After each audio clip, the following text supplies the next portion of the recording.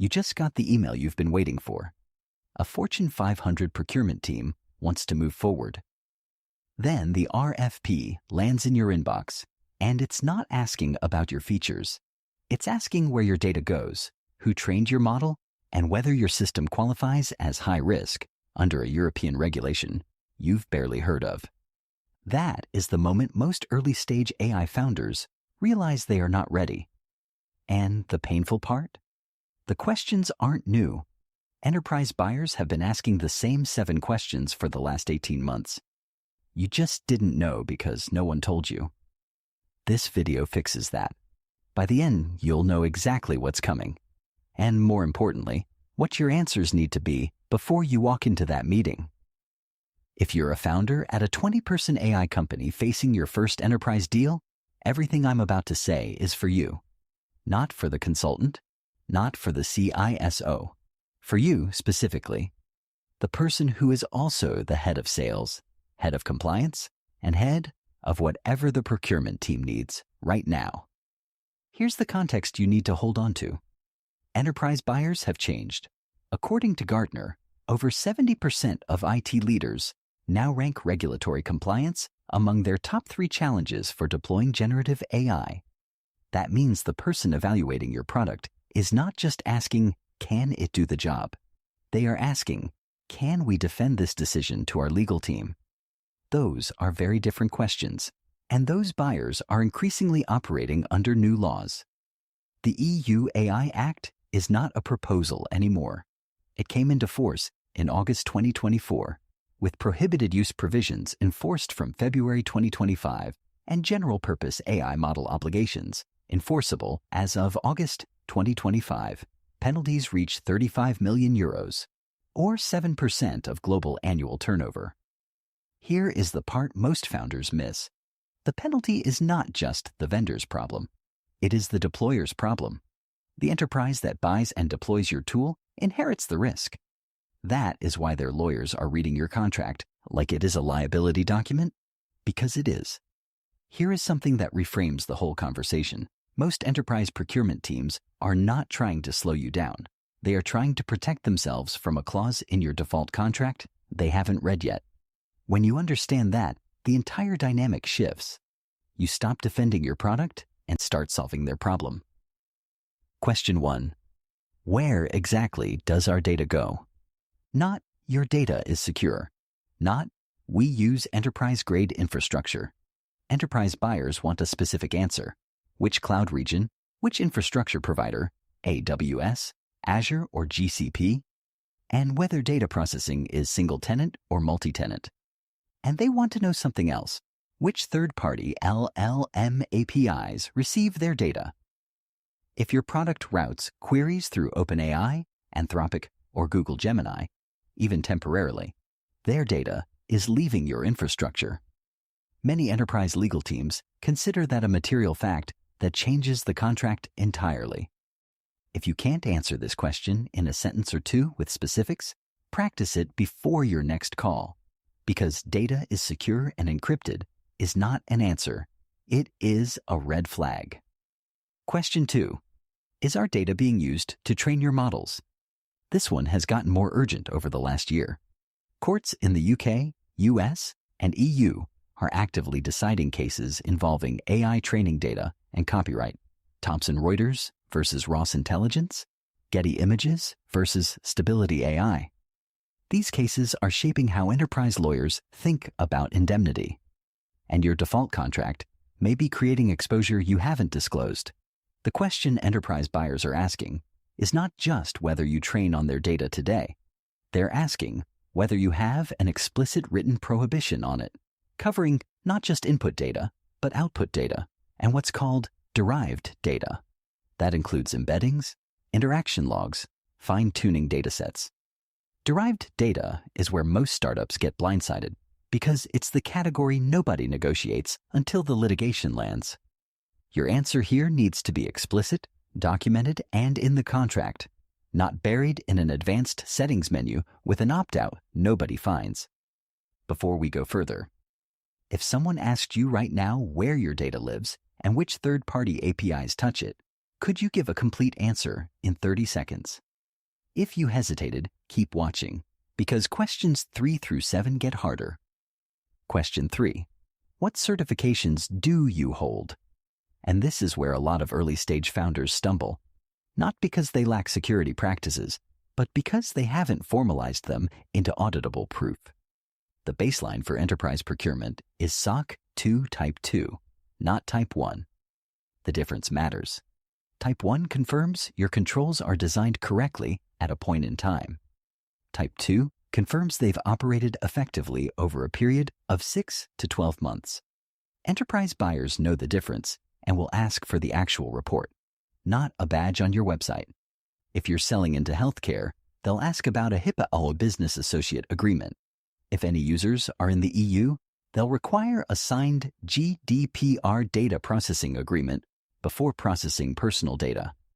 And if you're eyeing the EU market at all, expect questions about your EU AI Act compliance documentation.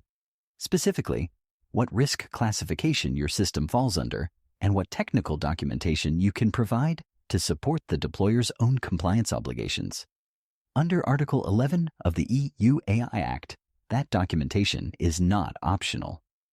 The honest answer for many 20-person companies is, we have SOC 2 Type 1, and we're in the process of Type 2. That is a workable answer, as long as you have a timeline and aren't pretending Type 1 is equivalent. Question 4. How do you manage model updates, and what happens when the model changes? This question trips up a lot of technical founders because it sounds operational, not legal. It is both. Enterprise buyers in regulated industries, financial services, healthcare, legal, deploy your tool in workflows where outputs drive decisions. When you update your underlying model, the outputs change. And if no one told them, that's a compliance event they didn't plan for. What enterprise buyers want to hear is model version documentation, advance notice before updates, an option to stay on a prior version, and full output audit logging. Every AI-generated output should be logged with a timestamp, user attribution, the input query, and the output text. And those logs need to be exportable for compliance review. Here is the question that separates enterprise ready from not. Can your customer demonstrate to their auditor exactly what your system produced? When, and based on what input? If the answer is no, that is a gap to close before the next enterprise conversation. Most founders focus on uptime SLAs. Enterprise buyers increasingly care about something different. A system that's available 99.99% of the time but quietly degrading in output quality is not a functioning enterprise tool. It's a liability generator. AI models left without retraining for 6 months or more see error rates rise by 35% as data patterns shift beneath static model weights. Enterprise buyers are starting to demand SLAs with accuracy floors and model drift triggers, not just uptime percentages. That is a new negotiation you need to be ready for. Question 5. Where are the human checkpoints? This one has a direct line to the EU AI Act, which requires human oversight for high-risk AI systems. But even outside the EU, enterprise legal teams are asking it, because the algorithm decided is genuinely not a legal defense in employment decisions, credit decisions, or clinical recommendations. If your product can trigger automated actions, send an email, update a record, flag a candidate, enterprise buyers want to know whether human approval gates are available and configurable, not buried in advanced settings, configurable, documented, and auditable. The answer you want to give here is a feature walkthrough, not a promise. Show the approval flow. Show where the human is in the loop. Show the audit trail. If you don't have that today, add it to your roadmap and be honest about the timeline. Enterprise buyers respect honesty about gaps. They do not respect discovering gaps after the contract is signed. Question 6. How do we leave? I know you're trying to close the deal. They're asking about the exit. This is not pessimism. This is procurement doing its job, and your answer to this question signals something important about how you operate as a company. Enterprise buyers need to know, can they export their data in a standard format after the contract ends? Within what time frame? What happens to backups? And if they've invested in fine-tuning your model on their proprietary data, do they own those weights or do you? This last point is where startups create unintentional lock-in they didn't design for. An enterprise funds a customization, and the vendor's default terms quietly grant the vendor a perpetual license to the resulting weights. That's the kind of clause that surfaces 18 months later in a legal dispute. The fix is straightforward. Explicit language assigning model weights to the customer. If you don't have that in your standard agreement, put it there now, before someone's lawyer finds it first. Here's a real pattern that plays out in enterprise AI procurement right now. Startup closes a pilot with a mid-market financial services firm. Contract is a lightly modified SaaS template. 6 months later, the firm's compliance team conducts an AI audit, something DORA now requires for financial entities in the EU. The audit surfaces 3 gaps: no DPA, no breach notification (SLA), and a broad data improvement clause that allows the vendor to use query logs for model training. The startup scrambles, the contract gets put on hold, and a competitor who answered these questions in advance walks into the conversation. That is not hypothetical. That pattern is happening in this market right now. Question 7. Who is liable when something goes wrong? This is the question enterprise legal teams are asking most aggressively, and the one most startups are least prepared for. Standard SaaS limitation of liability clauses were designed for deterministic software. AI outputs are probabilistic. The same query can produce different answers. And when an AI output drives a downstream decision that causes harm, a wrong medical recommendation, a biased hiring decision, a hallucinated regulatory interpretation, the liability question becomes very real, very fast.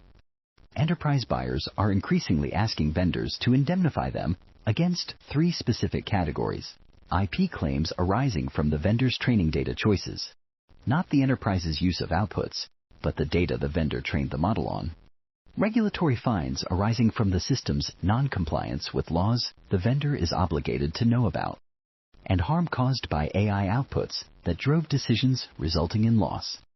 Most startup contracts cover none of these. That is the conversation your counterpart's lawyer will have with your contract before they let you in. Here is the realistic positioning for a 20-person company. You can't accept unlimited liability.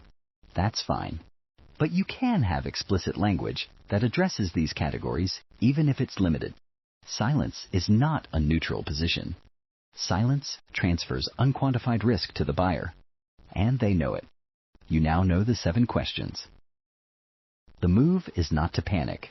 The move is to audit your current situation before the next enterprise conversation and close the gaps that matter most.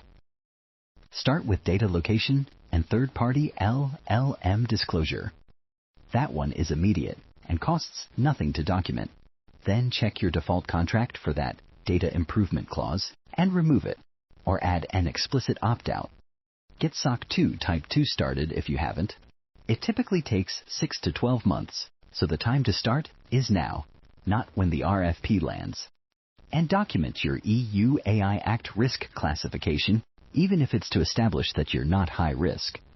That documentation is evidence of governance, which is what enterprise buyers are actually looking for.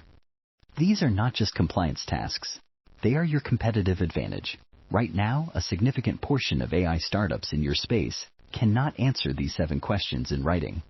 The ones who can close faster, face fewer procurement holds, and build trust with legal teams that becomes a reference selling point.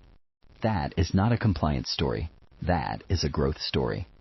Before you close this video, I've built an AI enterprise readiness checklist that maps exactly these 7 question categories into a practical self-audit. You'll know what you have, what you need, and what to prioritize before your next procurement conversation. Download link is in the description. It's free. And if this video helped you, you already know someone who needs it. A founder in your network who's about to walk into their first enterprise RFP without knowing what's in it. Send it to them. That's how this channel grows. And it's how we raise the floor on AI governance for everyone building right now. I'll see you in the next one.